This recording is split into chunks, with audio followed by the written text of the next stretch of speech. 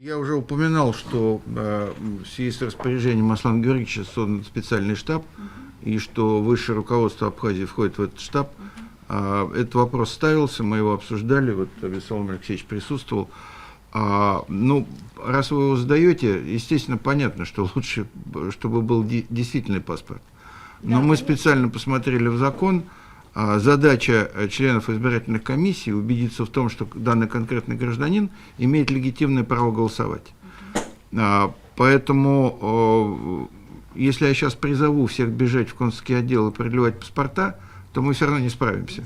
Вот. Мы приняли как бы Соломоново решение, что самое главное, чтобы человек мог подтвердить то, что он гражданин России. Ну, если да, к сожалению, у него просроченный паспорт, мы будем стремиться к тому, чтобы и председатели отдельных избирательных комиссий будут принимать решения, чтобы, конечно, дать им возможность, безусловно, реализовать свое право, избирать, как это говорится, высокопарным стилем, проявить волеизъявление. Да?